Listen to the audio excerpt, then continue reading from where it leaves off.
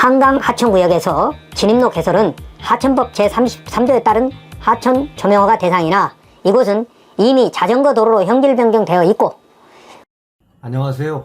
여러분의 토지의 가치를 분석하고 인허가 문제 또는 맹지에 대한 고민을 해결하기 위해서는 이 사례 공부만으로 부족할 때가 있습니다. 이때는 제가 쓴 부동산 공법 무작정 따라하기, 맹지 탈출 노하우 건축과 도로, 현황도로 책을 공부하여 인허가 및 맹지에 대한 기본 개념을 이해하고 다시 동영상을 들으면 도움이 될 것입니다.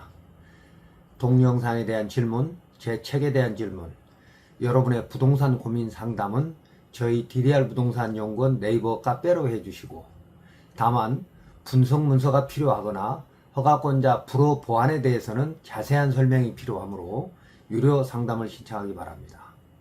구독, 좋아요, 알림 설정 해주시고 멤버십에도 가입해 주시기 바랍니다.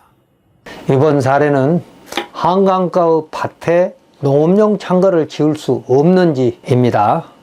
질문: 한강 수변구역 내의 농업진흥구역인 밭에 농업용 창고를 설치하기 위하여 개발행위 허가 및 농지전용 허가를 신청하였는데, 지자체는 진입로로 사용될 자전거 도로를 유지 관리하는 환경청의 동의가 필요하고, 환경청에서 하천 점령 허가를 받아야 한다는 이유로 보완 통지하여 부득이 신청을 취하할 수밖에 없었습니다.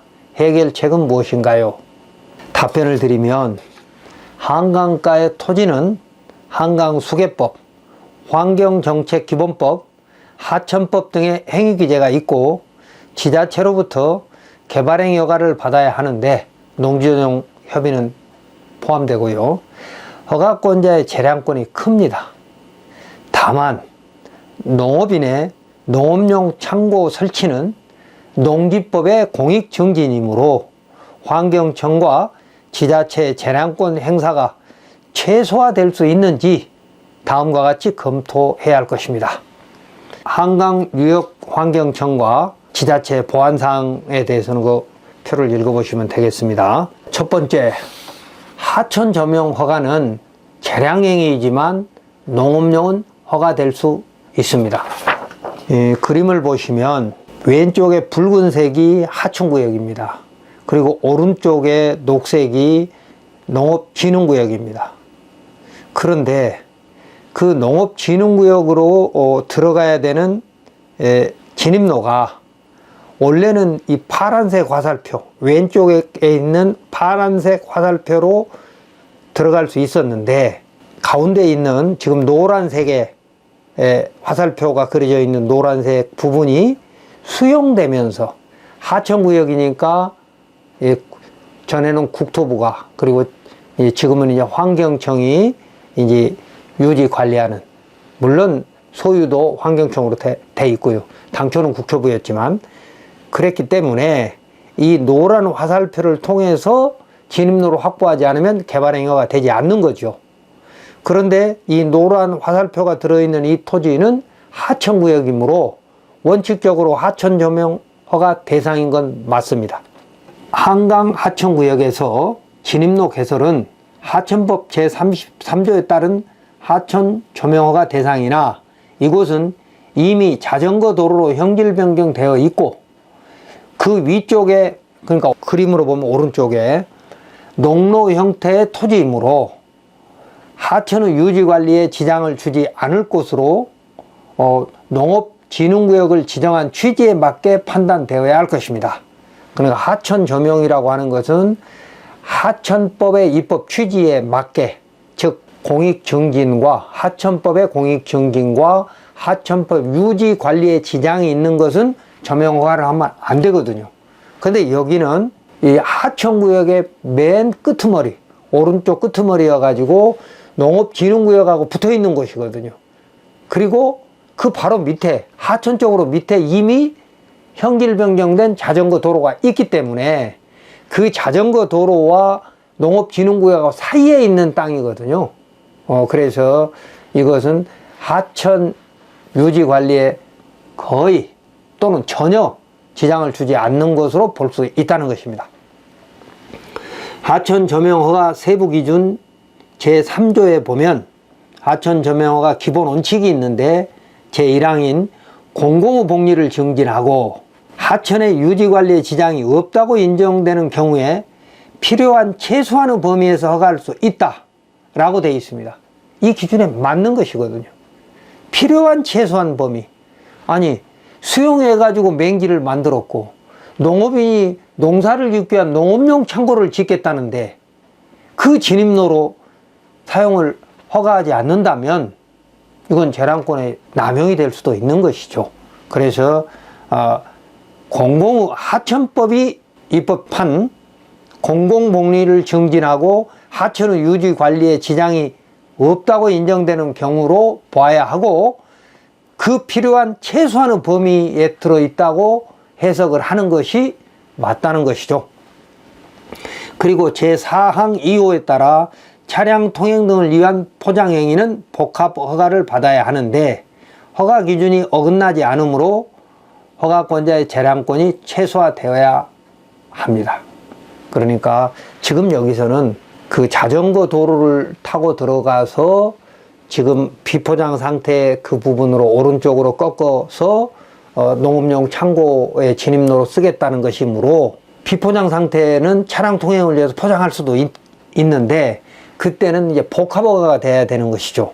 하천 조명허가 뿐만이 아니라 개발행위 허가, 또 거기가 지목이 만약에 농지라면 농지 전용 허가라든지 여러 가지 허가들이 복합될 수 있는 복합허가를 받아야 하는데 각각 허가 기준에 맞는지 이제 다음 검토해 보면 될 것입니다. 그러니까 각각의 허가 기준에 맞다면 허가권자의 재량권이 최소화될 수 있는 공간이라는 것입니다. 두 번째, 농업진흥구역은 농림지역이므로 농업 관련 시설만 허용되는 것이 원칙입니다. 농림지역 내 농업진흥구역인 농지의 행위 제한은 농지법에 따른다고 국토계획법 76조 5항 3호에 되어 있습니다. 그러므로 농지법 행위 제한을 봐야겠죠. 그리고 농지법 시행령 제52조에 보면 3,000제곱미터 미만의 농업진흥구역의 전용은 시장 군수에게 권한이 위임되어 있습니다.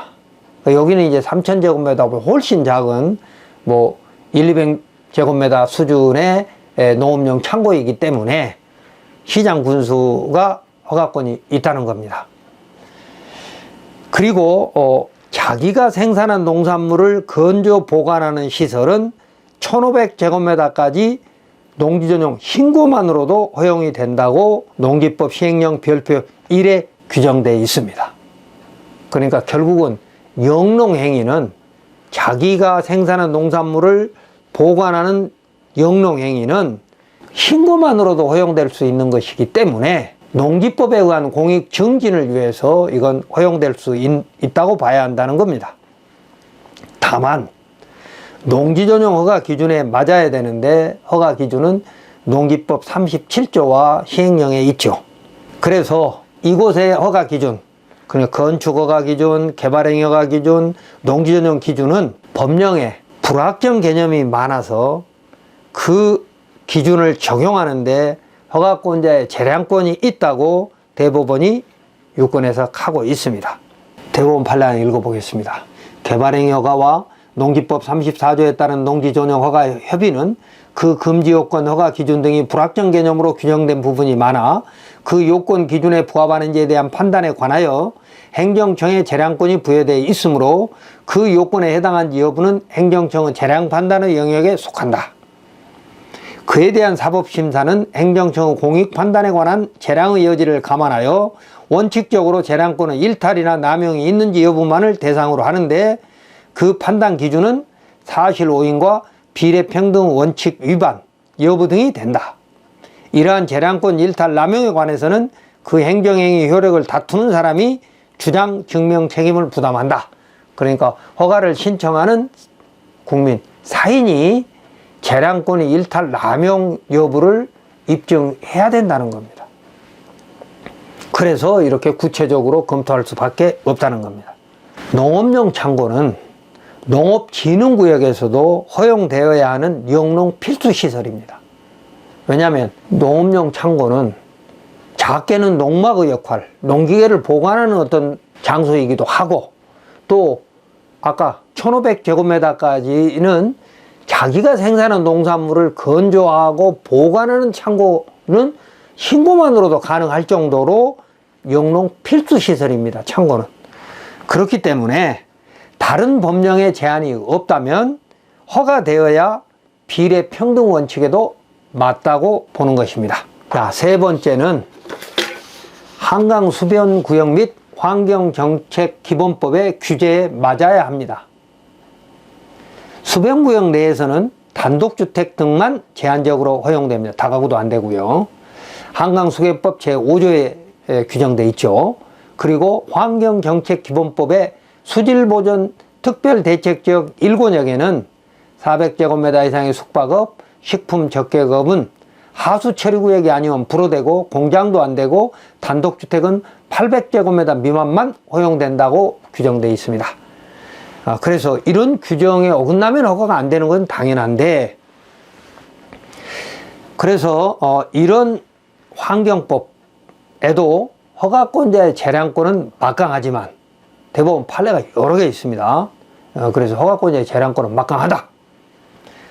그러나 이곳은 수변구역과 외지역, 그러니까 한강수계법에 의해서 지정된 수변구역과 그 외지역의 경계로서 자전거 도로로 수변구역과 외지역이 사실상 구분이 되고, 또 농업진흥구역의 필수 영농시설인 농업용 창고는 수변구역 및 수질보전 특별대책지역을 지정한 입법 취지에 어긋나지 않을 것이므로 허가권자의 재량권은 최소화되어야 한다는 것입니다. 그러니까 환경관련법에도 크게 저촉되지 않으니까 허가권자의 재량권은 최소화되어야 한다는 겁니다. 다음 네 번째는 개발행위 허가 진입로는 신청인이 확보해야 하나 여기에는 예외가 있습니다. 농업용 창고를 설치하려면 그 진입로를 신청인이 확보해야 하는데 국토계획법 58조의 기반시설 확보 이런 의무가 있죠. 이번 허가 신청한 농지는 원래 국유인 마을 안길 및 농로에 접해 있었으나 앞에 그림에서 봤죠. 왼쪽으로 파란색 화살표로 들어간 곳이었는데 1996년에 국토부가 이 농지의 일부를 수용하면서, 그러니까 하천구역을 수용하면서 명기가 된 곳이므로 당시 사업 시행자 및 지자체는 대체 도로를 또는 대체 통로를 개설해 줄 의무가 있었습니다. 그러니까 수용을 할 수는 있지만 통로까지 막을 권한은 없다는 것입니다. 그러므로 자전거 도로를 보차 혼용 통로로 지정해서 농로로 허용하고 있다는 것을 이 그림 안내판을 보면 알 수 있습니다. 보행이 통행이 가능하다고 안내판이 돼 있는 거죠. 그러면 이 안내판은 국토부가 설치했는지, 전 소유자인 또 환경청이 했는지, 지자체가 했는지에 따라서 약간의 이견이 있을 수 있겠으나, 그보다도 우리는 수용당하면서 대체 통로를 만들어줄 의무가 있어 이 부분을 자동차 통행, 그러니까 농기계 출입 공간으로 쓸 수 있다라고 해석하는 것이 옳다는 겁니다. 2011년 국토부가 절반의 토지에 자전거 도로를 개설하고 잔여 토지에 지자체가 농로를 개설해 주기로 했으나 현재 농로가 개설되지 않고 비포장 상태로 남아 있습니다. 왜 그런지는 정확한 건 알아봐야겠으나 환경부 또는 국토부가 자전거 도로를 만들었을 텐데 그걸 만들고 나서 나머지 부분, 그 농업진흥구역 쪽으로 그 부분에 농로를 개설해 주기로 지자체에서 약속을 했는데 이행이 안 되고 있습니다. 물론 예산이 없고 뭐 여러 가지 이유가 있을 수 있겠죠. 그러나 이곳이 하천구역의 끝부분에 위치하고, 그러니까 아까 그림에서 왼쪽에 한강의 수질 오염을 또 방지하기 위해서 지정된 하천구역, 또 하천을 유지 관리하기 위해서 지정된 하천구역 맨 끝부분이거든요. 그러니까 하천구역 밖과 안이 경계되는 그 부분이고, 자전거 도로가 사실상 제방 역할을 하고 있어서 그 위쪽에, 그 바깥쪽에, 그러니까 하천구역 바깥쪽에 하천 조명 허가를 해도 하천의 수질 오염 및 유지 관리에 지장이 거의 없을 것이라는 겁니다. 그러니까 어떤 공익을 더 우리는 증진해야 될 것인가는 비교 교량할 필요가 있는데, 하천을 유지하기 위한 공익과 또 농업진흥구역을 유지해야 되는 그 공익을 비교 교량하고 사유재산권을 보장해야 되는 이런 것들을 비교 교량할 책임이 환경청과 지자체에 있다는 것입니다. 다섯 번째, 토지를 수용할 때, 그리고 개발행위 허가에서, 자전거 도로 개발행위 허가에서 지자체장과 사업 시행자인 환경청은 공익 및 이해관계인의 보호를 했어야 합니다. 공익사업의 시행자는 사유재산권을 수용할 권한은 있지만 통행로를 확보해 줄 의무가 있고, 자전거 도로를 개설할 때 협의청인 지자체는 공익 및 이해관계인의 보호를 위해서 자전거 도로를 보차의 통행이 가능한 조건으로 협의했을 것입니다. 안 했으면 지금이라도 그렇게 유권 해석해야 하는 것이 마땅하고요. 또는 이런 사정이 아니더라도 환경청은 주의토지 통행권의 범위 내에서 국유재산 사용허가 없이 허가해야 하고, 대법원 94-14-193 판례 읽어보겠습니다. 공유재산은 지방자치단체 장의 허가 없이 사용 또는 수익을 하지 못하고, 또 그중 행정재산에 관하여는 사건을 설정할 수 없게 되어 있음은 물론이나 그 중에 하나인 민법 219조 소종의 주의토지 통행권이 위에서 말하는 사건의 설정에 해당한다고 볼 수 없고, 또 그러한 법정의 통행권을 인정받기 위하여 특별히 행정당국의 허가를 받아야 하는 것이라고도 할 수 없다라고 대법원이 판결 유권에서 가고 있습니다. 그러니까 주의토지 통행권 소송을 하게 되면 어차피 열어질 가능성이 높은 곳이고, 허가청인 지자체는 1000제곱미터 미만의 농림업용 시설은 마을 안길 및 농로로 허가할 수 있으므로 농업인의 농업용 창고는 환경청의 자전거 도로의 사용 동의 및 하천 조명 허가를 받으면 개발행위 허가를 해야 할 것입니다. 물론 지자체장의 허가에는 환경청의 동의와 하천 조명 허가가 선행돼야 되는데, 제가 맨 앞에 얘기했듯이 하천 조명 허가는 개량행위지만 농업용은 허가될 수 있는 것이고, 여기는 하천 구역 내의 맨 끝 부분이기 때문에, 그리고 이미 자전거 도로로 인해서 형질 변경이 됐고 사실상 하천구역이 끝나 있는 곳입니다. 그 밖에, 물론 하천구역 내이지만 자전거 도로가 개설됨으로써 사실은 하천구역 밖이나 다름없는 곳이라는 겁니다. 그래서 하천 조명 허가는 되어야 할 것이고, 그 조명 허가가 되면 지자체장은 개발행위 허가를 해야 한다는 것입니다. 자, 이번 사례를 정리하면 수도권 주민의 식수인 한강 수질을 보존하고, 또 수도권 과밀화 및 개발로 발생되는 환경오염 훼손을 예방하기 위한 각종 환경 관련 법령에 따른 허가 제도가 있습니다. 그런 허가에는 법원도 독자적인 의견을 낼 수 없어 허가권자의 재량권이 막강한 건 맞습니다. 그러나 농업용 창고는 농업진흥구역에서 농지법에 따라 우선적으로 허용돼야 하는 영농 필수시설이므로 환경청은 농지법의 식량 정진도 공익이고, 하천을 유지 관리에 지장이 없는 하천구역과 외지역의 경계에 위치한 자전거 도로로 구분된 농지이므로 헌법 및 행정기본법의 비례의 원칙에 위배되지 않게 허가해야 할 것입니다.